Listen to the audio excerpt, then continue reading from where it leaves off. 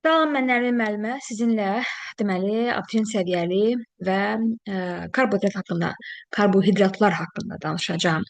Karbohidratlar hüceyrənin kimyəvi tərkibində üzvü maddələr sırasına aiddir.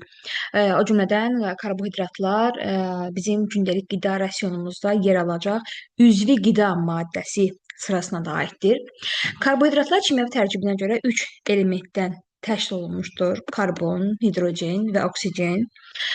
Karbohidratlar ümumiyyətlə belə deyək də təbiətdə ilk dəfə məhz günü bu gündən söhbət gedir. İlk dəfə əmələ gələn üzvü maddələrdir.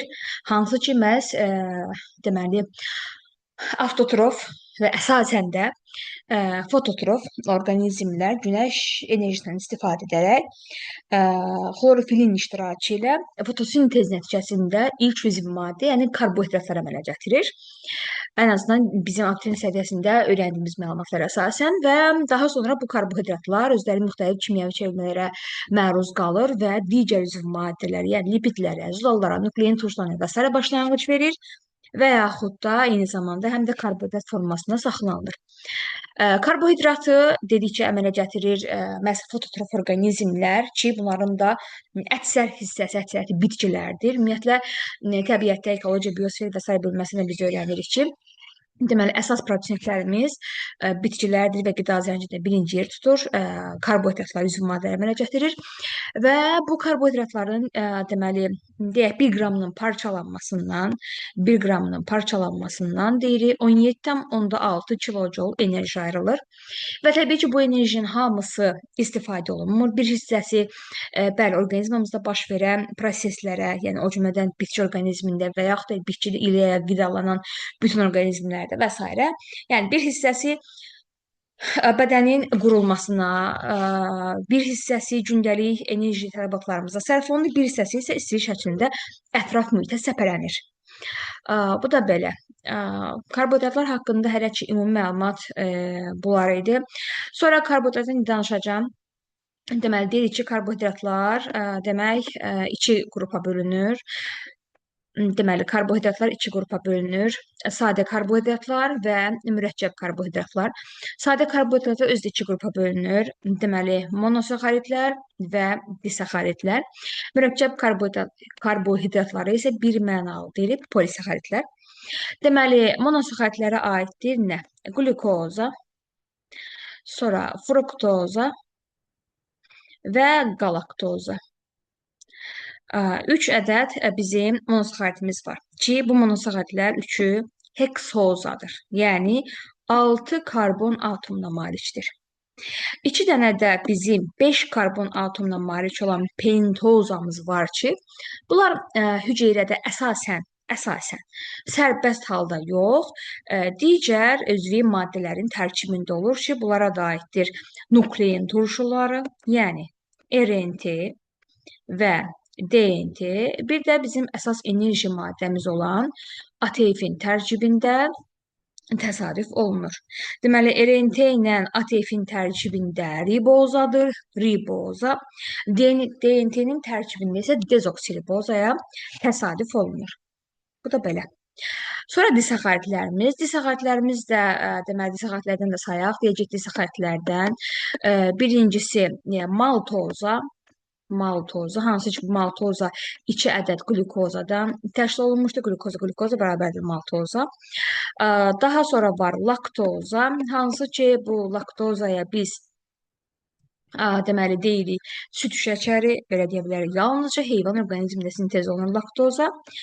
Bir də var saxaroza. Saxaroza isə deməli əsasən bitkilərin tərkibində var. Məsələn, şəkər çuğundurundan şəkər qamışının tərkibində saxaroza var və bizim evdə istifadə etdiyimiz şəkər, yəni tozu və yaxud da qəndin tərkibi də məhz saxarozadan ibarətdir, yəni disaxariddir. Bunlar hamısı sadə karbohidratlardır və sadə karbohidratlar suda asan həll olur, şirin dada malikdir. Və bir də var bizim polisaxaridlərimiz. Polisaxaridlər isə deməli sadə karbohidratların əksinə olaraq və yaxud da belə bir qrafik deyə bilərik. Deməli belə bir qrafik deyə bilərik. Deməli, deyə bilərik ki, karbohidratın tərkibində monomerin sayı artdıqca suda həll olma qabiliyyəti və şirin dadı azalır. Tərs mütənasib asılıdır. Yəni, bir polisaxaridin tərkibində monosaxaridin sayı nə qədər çoxdursa, o qədər hidrofobdur və o qədər də artıq şirin dadı yoxdur. Yəni, şirin dadı get-gedə itir. Bu da belə. Bu da belə. Daha sonra danışırıq, polisaxaridlərdən danışırdım. Polisaxaridlərin də bir neçə növünü tanıyırıq. Məsələn, bunlardan biri xitindir. Xitin heyvanlarda və göbələklərdə təsadüf olunur və xitin haralarda var? Bir, yəni kitabımızda verilən nümunə. Xarici skeletə malik olan heyvanların xarici skeletində, yəni əsasən buğmayaqların. Niyə? Məhz yüngül olsun deyə. Çünki xarici skelet adətən kalsium maqnisium tərkib olur. Sadəcə belə deyək də Allah baba yaradılışda ora xitin də qatıb. Niyə? Çünki məsələn həşəratlarımız uçur. Və əgər onun xarici skeleti yalnızca kalsium maqnisium duzlarından ibarət olsaydı, həşərat o skeleti özü ilə belə deyək də havaya qaldıra bilməz, uça bilməzdi. Məsələn, biz xarici skelet görürük eyni zamanda mollyuskularda. Amma mollyuskuların xarici skeletində xitin yoxdur və ona görə də kifayət qədər ağırdır. Düşünürəm ki, hər birimiz mollyuskun skeletini görmüşük. Ən sadə halda balıq qulağı dediyimiz o iki taylı mollyuskuların çanağıdır və əlimizə alınanda necə də daşa bənzər belə deyək də bir ağırlıq olur. Amma buğmayaqların skeleti yüngül olur. Buna yüngüllük verən məhz bu xitin üzvü maddədir, karbohidratdır. Sonra xitini biz görürük heyvanlarda. Məsələn, görürük bizim deyirik dilində var. Xitin dişcikli dil. Hansı dişi yoxdur, amma bitkini belə deyək də xırdalayaraq yeyir. Necə ki, məsələn, özümüzdən götürək. Misal üçün deyirəm, biz kahı yarpağını yeyirik. O kahı yarpağını biz mütləq ağzımızda bir xeyli çeynəyirik. Yəni onu daha xırda qırıntılar halına gətirib ondan sonra biz onu uda bilirik. İndi bu mollyuskunda dişi yoxdur. Ona görə də belə deyək, orada da dilində xitin mənşəli dişçiklər var. Daha sonra görürük biz bir xərçəngin, bir də cəmirici ağız aparatına malik olan həşəratların mədəsində yenə də xitin tərkibli dişçiklər belə deyək görürük. Daha sonra bu deməli bu oldu heyvanlar aləmində. Deməli heyvanlar aləmində bir gördük xarici skeletdə, yalnızca buğmayaqlarda, bir də gördük mollyuskularda və yenə də buğmayaqlarda həzm sistemində. Amma hansı buğmayaqların bir də deyirik, xərçənglərin və cəmirici ağız aparatına malik olan həşəratların. Daha sonra var xitin göbələklərdə. Göbələklərdə xitin məhz hüceyrə səviyyəsindədir. Hüceyrə divarını təşkil edir xitin. Yəni, məsələn, bir həşəratın biz bütün hüceyrələrinə xitinə təsadüf edə bilmərik. Ümumiyyətlə, biz deyək ki, heyvanlarda hüceyrə divarı yoxdur. Heyvanlarda glikokoleksdir və onlarda, məsələn, deyə bilərik ki, bu həşəratlarda soruşdular, deyə bilərik, orqanlar sistemi səviyyəsində görürük, dayaq sistemi səviyyəsində biz orada xitini görürük. Amma göbələklərdə xitini görürük, məhz hüceyrə səviyyəsində, hüceyrə divarında. Bu da belə. Daha sonra ikinci üzvi maddəmiz sellulozadır. Selluloza da xitin kimi, yəni göbələklərdəki selluloza. Göbələklərdəki xitin kimi məhz hüceyrə divarında yerləşir, amma kimin? Bitkilərin. Yalnızca bitkilərin hüceyrə divarında selluloza yerləşir.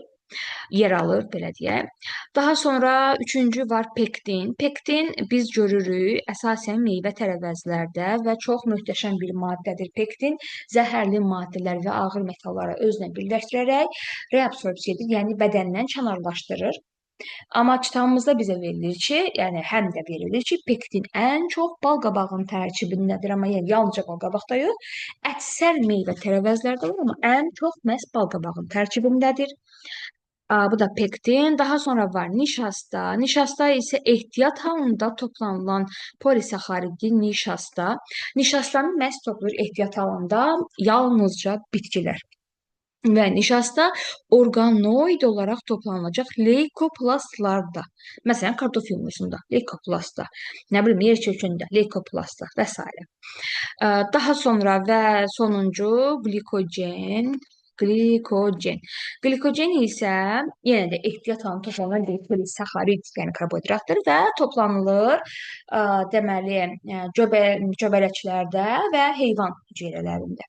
Göbələklərdə Bitkilər kimi ehtiyat qida toplayan vakol var. Məhz göbələklərdə bu glikogen toplanılır vakolda. Heyvanlarda isə xüsusi bir orqanoid yoxdur ki, üzvü maddə toplasın. Buna görə də sadəcə sitoplazma toplanılacaq glikogen heyvanlarda. Və ümumi götürəndə deyirik ki, heyvan orqanizmasında ən çox əzələlərdə və qaraciyərdə depolanır glikogen. Yəni polisaxarid. Bu da belə.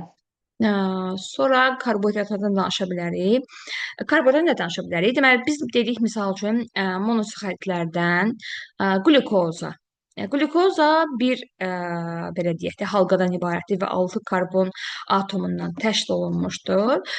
Qlukozanı deyirik ki, deməli, formulu C6H12O6-dır və bu yalnızca qlukozanın yox, bütün heksozaların kimyəvi formuludur. Sadəcə fəza quruluşuna görə bu heksozalar bir-birindən fərqlənir.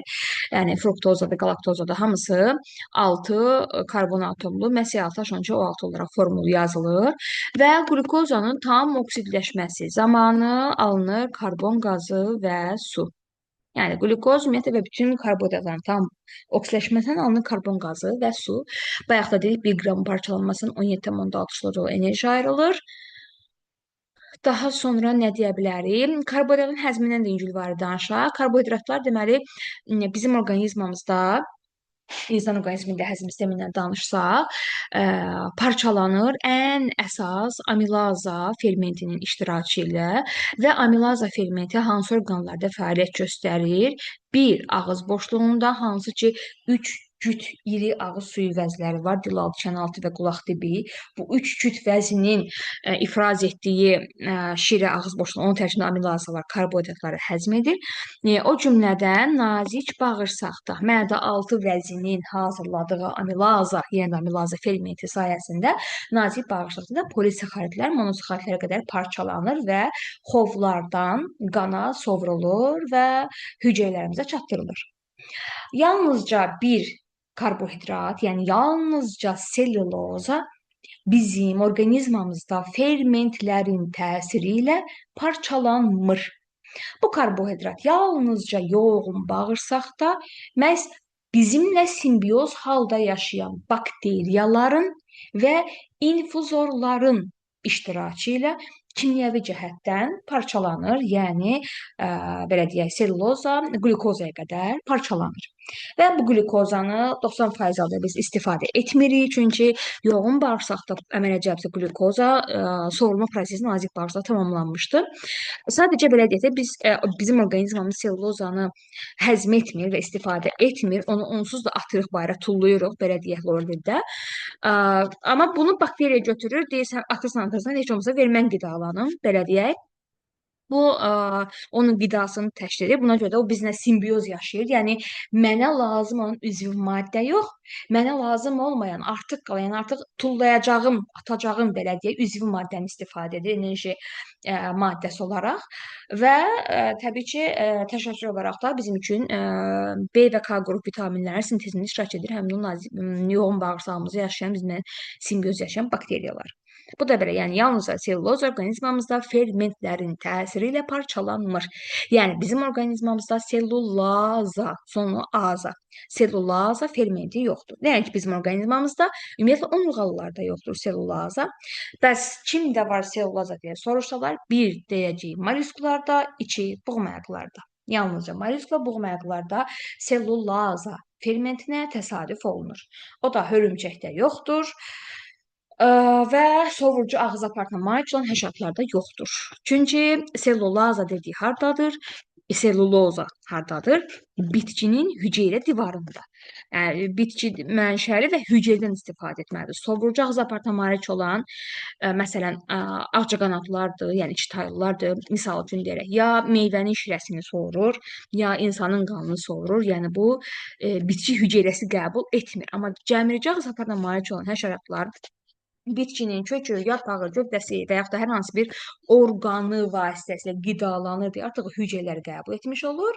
Bir də xərçənglərdə, mollyusklarda deyirik, deməli, selluloza fermenti var. Hansı ki, bu da ən əsas yəqin ki, özünü göstərəcək elə deməli, qarnayaqlarda, çünki bayaq dediyimiz kimi onlarda xitin dişçikli dil var, hansı bitkilərlə qidalanır.